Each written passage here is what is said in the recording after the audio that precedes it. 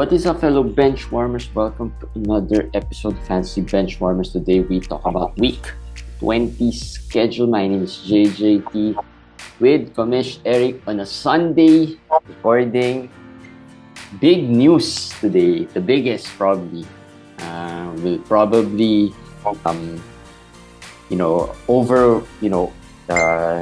go over a lot of the games. Ja Morant suspended by the Memphis Grizzlies a couple of games. We still don't know what will happen. Tomish, Yeah. what's your take here? My take is, why did I pick up Dahntay Jones last? I posted 2 a.m. about the Ja Morant incident, about the NBA investigating, but I did not think, to be honest, that the result will come out this soon. So Well, there's no word yet from the NBA. Well, he's out for 2 games at No, least. that was the Memphis Grizzlies suspending exactly. him. I mean, regardless, from where the suspension comes from, he's still out. So I should have added Tyus. There were some 3-4 Tyus Jones available in my wires. That was a mistake. But this is self-inflicted. He just pushed it too far. I mean, the assault case came out from in the news, and then he still did all those things, right? That he was asking for it. He was basically asking for it. I don't know what he was thinking, why the Grizzlies or his father or parents or whoever did tell him what, or Maybe they advice. did, but again, it looks like those charges. I know Ja Morant also posted that defending himself there, it was self-defense and so on and so forth. But you always knew, and that was not the only case, right? There was this case wherein some of his quote-unquote homies tried to wait for another player or something in one Indiana, of the... I think it was in Indiana and threatened some of the players there. With the laser or something. So lots of red flags really for that is starting to become this is something maybe for future reference also. We've talked about Kyrie's risk factor in terms of off-court issues. I think this could be a start already for Ja, because he's different. He's not someone he's flamboyant. He thinks differently. He's like Kyrie. In a different way of thinking sometimes. So yeah, let's see. But the water that Ja Morant is treading here is more dangerous than, I think, what Kyrie has done. Although Kyrie has done it in a longer span of time. Like every year, there's just something. But this one is, I think, more dangerous. I don't think it's more dangerous. I mean, it's more dangerous than the Earth is flat thing. But Kyrie threaded the race issue, the Jews and everything. That is something else also. I mean, this is a gun issue, but I think it's the same.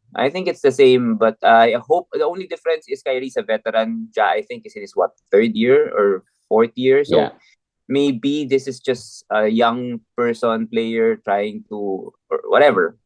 Still acting learning, out, trying to learn, be mature. Which is something we can say for Kyrie. I don't think there's any more maturity that would come out there. Now the problem now here is, if you have Ja Morant, it doesn't look like he's gonna play week 20. I doubt it. Like I said in a Twitter post, I'll be a little surprised if the NBA will not suspend him. He will probably get suspended at some the number of games, I don't know. I'm thinking harsher than two games. I don't think it's going to be less than 2 games or just 2 games from the NBA. I think it's a lot more than that. So that week 20 is already iffy, and at worst maybe even week 21. I think the NBA suspension should include the 2 games that the Grizzlies will suspend him also. I think it's gonna be part of it. But if it's a 5-game suspension, which I think is probably the most the NBA will do, I'll guess it's 5 game or whatever. So maybe week 20. But I agree with you. Week 21 can be iffy, but it might not be due to suspension. Might be due to him just trying to trying to let get things this. sorted out. I don't think it's about getting things sorted out. Just trying to let this cool down, maybe. Yeah. And then week 22, maybe he comes back. Maybe.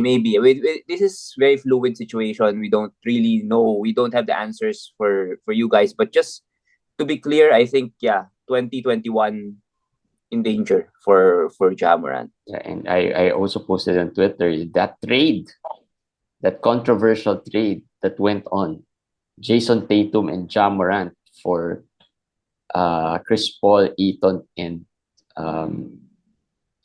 who's this guy? Kawhi now becomes like a Jason Tatum for Three. those three Yeah. players. And like our friend Joey Villar said, the fantasy gods trying to make things, trying to get things in order here. So we'll see. Like we said, it's hard to predict these March. things. It's March. It's silly season. Yeah. Yeah, a lot of uncertainties. It's gonna be hard to follow everything that's gonna be happening, who's out, who's in. So that's why we're here. So hopefully you listen to us, and we'll try to summarize everything for you. Now, speaking of silly season, SGA will return. Yeah. So that's good news for SGA owners. I'm not sure how much he's gonna play or for how long he's gonna play. I He's think gonna it's gonna play back to back, right? Because maybe not. OKC has a couple of back to backs in week 20. Yeah, 2 sets of back to back. So maybe he plays. Maybe he plays not every game there, but the good news is he's back. I think for owners, you'll take maybe even just 2 games of SGA compared to 0 of SGA. Yeah. So this is positive news for And SGA then owners. Lauri Markkanen is out. Like Komish said in Twitter, something fishy going on there in Utah. Well, I've written about it. I've told you guys about it. They're tanking. They're gonna tank hard, and they're gonna tank harder than OKC for the reason that their standings are higher at this point. They have to lose more than OKC, so they're gonna tank hard. And this is why it is fishy. Jordan Clarkson suddenly is out of injury report. That the same time that Lauri Markkanen is now out because of a back issue. So it's obvious that they're trying to maybe stagger just 2 players. Or So to keep it a little more discreet. yeah. They're tanking hard, but there's still some discreetness to it that we're gonna tank, but we're not gonna do a Detroit tanking or a Spurs type of tanking. But we're gonna tank a bit more. We're gonna tank a bit more, right? So They're gonna tank, yeah. So at this point, if you have Laurie, if you have Clarkson, well, you just hope. Nothing to do, but just hope. You can't trade. It's hard to also drop because there's no clear timetable. They didn't say they're gonna be out for a week. No, at this point in the playoffs, right? If there's a better timetable, it's easier to know what to do with these players, especially if you're fighting for survival in your playoffs. I hope it's a 1-game thing for Laurie, or maybe at most 2 games. But as we don't know what their plan is. We don't know what their plan is at this right now. But let's see. They're not. The thing is, they're not gonna give any timetable because it's not a major injury. There's no real injury that they can give us. So there's no timetable. It's a day-to-day, game-to-game thing for Utah. So that's it. Injuries, not much. Tobias got hurt today, but the games are still ongoing, so we still don't know what's gonna happen there. Just follow us. Yeah. So just follow us in a bunch of our social media, Facebook and Twitter. But let's talk about week 20. Yeah, you were. Okay. Tobias, Killian also. I think his hand injury. I don't know how serious that is. Detroit. Something else, no? In Detroit right now. Killian's out, Burks is out, Bojan's out. I don't know. People have been saying Corey Joseph, but if you're gonna add Corey Joseph, Hamido Diallo is the guy. Well, Diallo is an ad. Yeah, Diallo is an ad. But let's see. I'm also annoyed because in one of the leagues I had one move yesterday and I added Diallo for today's game because I felt because for tomorrow's game I have a complete roster. Everyone's filled up. And then suddenly Uh-huh. Avdiha got injured today. Well, Avdiha was sick, did Sick. not Yeah. play. So that means I have an open roster spot for tomorrow. I was choosing between Diallo and Devontae Graham. I didn't want my field goal to get killed, so that's why I picked Diallo. Plus, I was full for tomorrow, so I was thinking I probably would just use Devontae for one game. Then Devontae exploded today. I needed some assist today. I was also looking for the steals. So really tough. Hopefully, I still make it. I need a 6-3 or 7-2 to make it there. So we'll see. We'll see. I'm now 5-4. Anyway, let's talk about the schedule. Week 20, 5 teams with 2 games. The Chicago Bulls, the LA Clippers, Minnesota, San Antonio, and Phoenix. And then the rest of the 25 teams spread evenly 13 to 4 to 3 games. So that's I don't know if that's good or bad for you, but if you have multiple players, I think it's gonna be bad if you have multiple players who have 2 games each. But if you have And one, I think it's easier to compensate that a bit.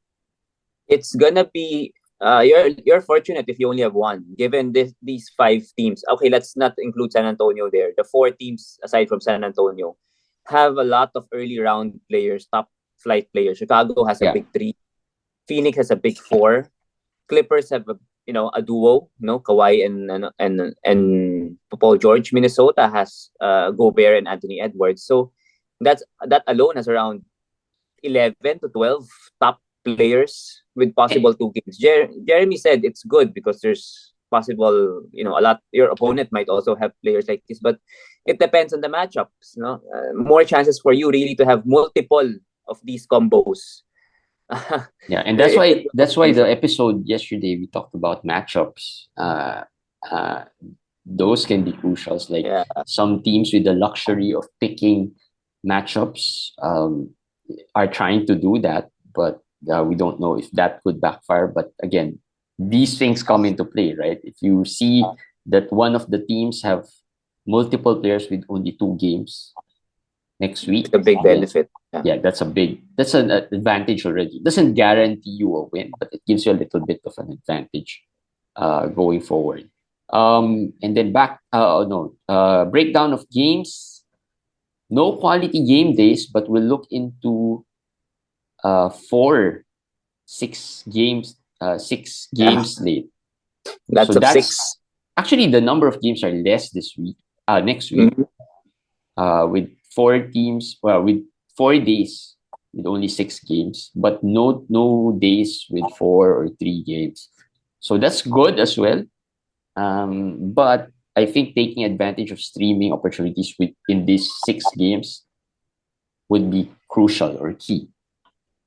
Yeah, well, those are the days with the least number of games. But technically, aside from the Sunday with 10 games and maybe the Wednesday with 8 games, the others are all streamable days, even the 7 game, day. So the problem is there's not much teams with games on all of those days. Yeah. So you just have to take it, maybe for me, for this week, maybe divide the week into certain, like what I do lately. First half, second half, something like that, Yeah. just to make it easier to navigate. No, the Also, when it comes to the playoffs, you usually take it a day at a time, right? You a day don't at a time. look into the whole week. Like we said, we've been saying this time and time again for the past few weeks. You might be looking at the wrong category and end up, on judgment day, not having any moves to add players for the category you need. So usually my approach for the playoffs is take it day by day, see where am I, how am I, and then, as if one day is over, I look at the next couple of days to see what the matchups are, who are going to play from my opponents, and so on and so forth. That's how I usually approach it, and not look at the whole week, right? Not Yeah, really look at the full week and add players that possibly have good schedule for the whole week. So take it day by day. Back to backs. Just quickly, transition day from week 19 to 20. Boston, Indiana, Portland, and then not as many back to backs compared to week 19. Tuesday to Wednesday, Detroit and Philly. Wednesday, Thursday, Dallas, OKC, and the Washington Wizards. Thursday, Friday, there are none. Friday, Saturday, Brooklyn. Saturday, Sunday, Atlanta, Miami. Sunday, Monday, Charlotte, New Orleans, New York, and OKC. So not a lot of back-to-backs. And then there's none for the transition week from week 20 to 21. But this is the playoffs anyway. So looking into the transition week is getting too far ahead of ourselves from week 20 to 21, unless you've secured that victory already or you have a bye. But yeah, lesser back-to-backs this week compared to week 19. Yeah, there's lesser also because lesser games, no? So there are lesser back-to-backs. But we did say OKC, 2 sets of back-to-back. So yeah, team to consider. All right, worst schedules, of course, obviously the teams with 2 games, Chicago, the Clippers, Minnesota, San Antonio, and Phoenix, all definitely part of the teams with the worst schedule. But on top of those teams, the Lakers, 1 game in the first 4 days, right? Wait, Yeah. Before we go there, I have to go back. The San Antonio Spurs will have 4-day break? Yeah, after they have a game tomorrow, a back-to-back with the Rockets. After that, they have 4 days without a game. So that you talked about Devontae. After tomorrow, I know Devontae looks promising or whatever, but you have to drop hard him. to hold on. Yeah, hard to hold on. I would even say, I don't know, Zach, Keldon, Zach, and the others, Vassell. It's tough because it's already week 20. Unless it's not yet your playoffs, you're starting week 21 or week 22, then it doesn't matter. But if it's your quarterfinal matchup, yeah, you have to do what you have to do. As I said, dropping them early, maybe you have a chance to get them back, maybe. But if you already are down with players with only 2 games, there is no sense in holding on to the Zach Collins or these guys. Yeah, unless maybe you're in a very deep leagues, like 16. Or maybe you're against a team that you think I can beat. I mean, that team has a lot of injuries or whatever. Yeah, so players like Malachi Branham, I know I've seen him being dropped already. Yes. He's out today. Even if he plays tomorrow, I think it's not going to be a big loss. Yes. Or if if you are in a daily today, maybe you could wait until tomorrow, play him, and then just drop him after tomorrow. So yeah, but these guys, these players, could, I think, easy drop here if you are in the playoffs already. You can't wait 4 games, 4 days, and wait for these guys. These are not even top guys, right? So easy to replace them. And you know something? Keldon didn't play today. Vassell didn't play today. But reportedly, both will play tomorrow. So if both plays tomorrow, they won't be with an out tag or a GTD tag. You can't put them in IL plus because their last game they played, which is just bad situation. Because if it was reversed, they didn't play tomorrow, play today, they would have an IL plus eligibility. Then you could have put those players there in the IL plus while waiting for them in 4 days. So that would make it harder for management because these are the guys that are sort of tough to drop. Tough to drop because they have name value. Yes. Now maybe Trey Jones would not play tomorrow. Hopefully he doesn't, so that you can put him in your IL plus and then you don't have to drop him. So it's a matter of timing also and luck.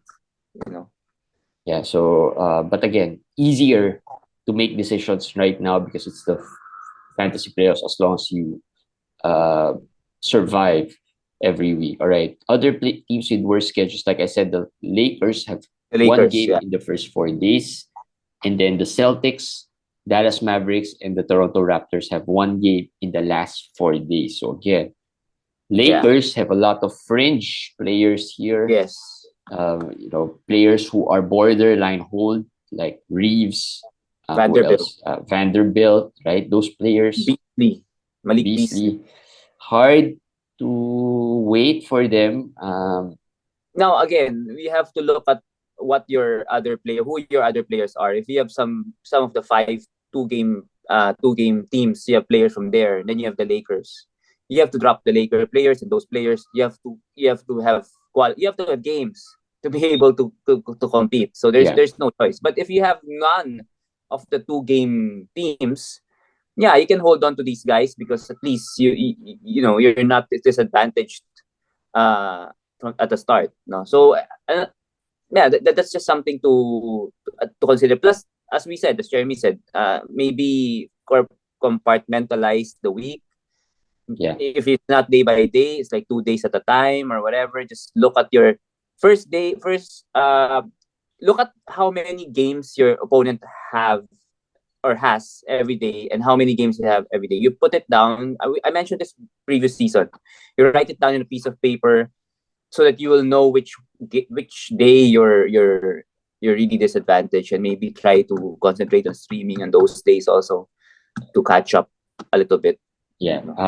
You can, to take it further, you can list down his players every day, Yeah. and then your Yeah. play versus your Yeah. players every day to see how many games. Because don't rely on there's in Yahoo in the matchups there are the games. Don't rely on that because sometimes the managers haven't really fixed their rosters. Plus, they're gonna be Yeah. adding players, dropping players. So you have to watch carefully the moves as well. Even the moves is important Yes.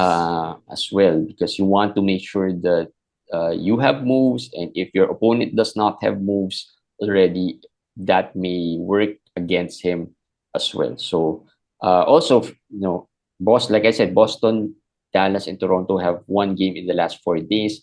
Not a lot of players here, but player maybe to watch out for. Robert Williams, who got injured the last time. I'm not sure if he's going to be a stronghold at the end of the week, especially if you're trying to survive, or especially if you have some other guys in your IL spot.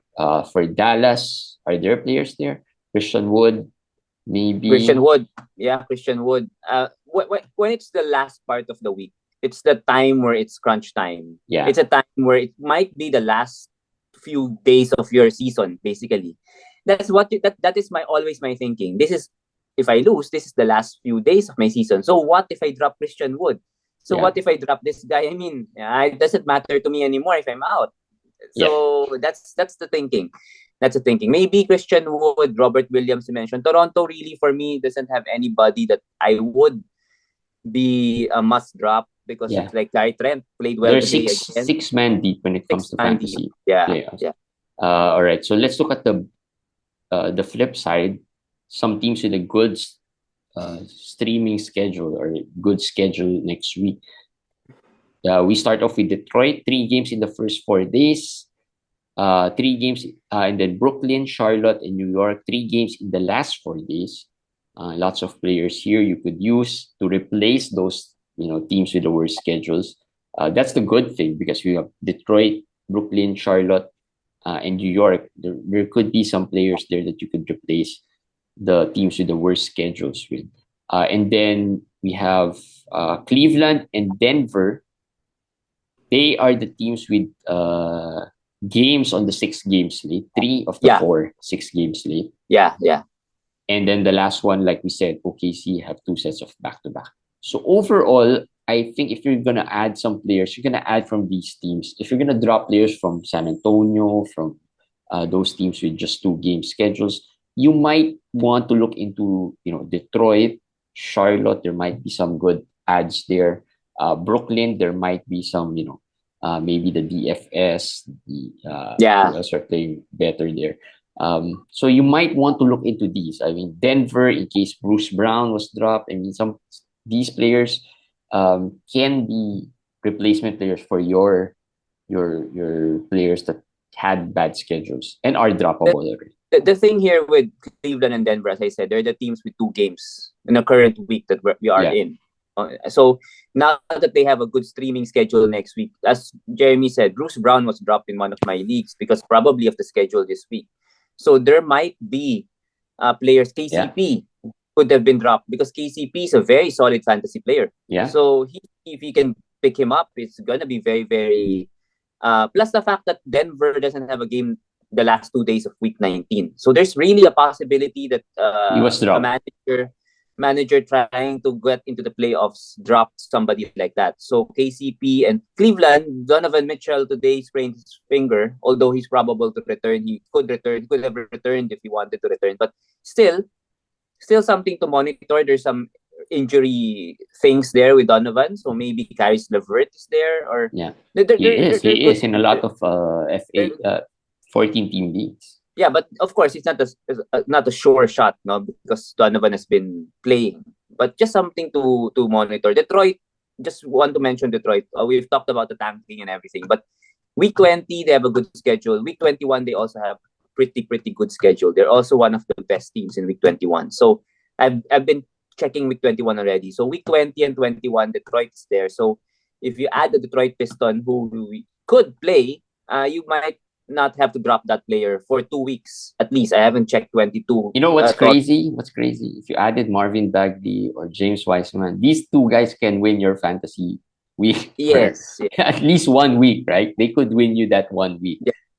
Yeah. And if you are holding on to Jalen Duren or Isaiah Stewart, I think Duren could be dropped considering the way Bagley and Wiseman have been playing. They've been okay. I mean, people say they're they're bad players in real life, but in fantasy they've been putting up some numbers there. So when Bagley has a good solid line today, and he started. Yes. Bagley and Wiseman really depends on Duren, as you said. Yeah. I don't sense that he's any closer to returning. And even if he did, I don't think but he's gonna be as good as he was. Yes, he won't be as good as he was, but it's gonna kill most of the fantasy value of these everyone's fantasy value. We've talked about this. That's very key. That's very key. But for now, we will assume that he's not gonna be back. They're probably just gonna rest him out. If he ever is gonna come back, it might be way later this season. That's just my guess.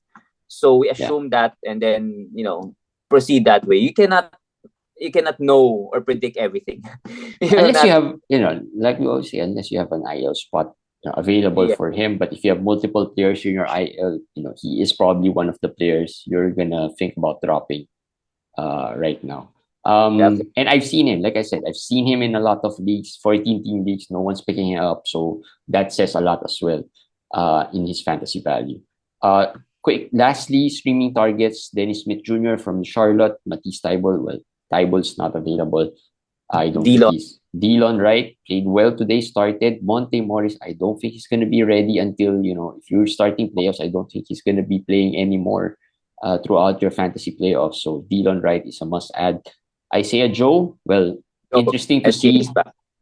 Interesting to see as well. Even though it's SJ is back, like we said, we don't know if SJ is gonna play. So watch, tomorrow's the game, right? They have a game tomorrow. And that's the day SGA comes back. So interesting to see what the dynamics would be there when SGA returns. If he's still gonna be, useful fantasy wise. So just keep an eye on that. Hamido Diallo, like we said, for Detroit, and Dorian Finney-Smith and Nick Richards rounds out the streaming targets for week 20. All right, that's it for this schedule analysis episode, and good luck, guys. We'll be posting regular season champs and tomorrow, by the end of tomorrow, and then also the brackets of all the playoff that made it to the playoffs. We'll also post that. My template is ready, so I'm just excited to see who makes it to the playoffs and who wins the regular season for the FBW leagues. We've had dulls. It was a long season, and this is probably the next exciting part next to the draft. This is the second most exciting part in the fantasy season, the playoffs, because interesting things can happen really here. All right, follow us on our socials, subscribe, like, and we'll see you guys again tomorrow for our regular daily fantasy. Bye, guys.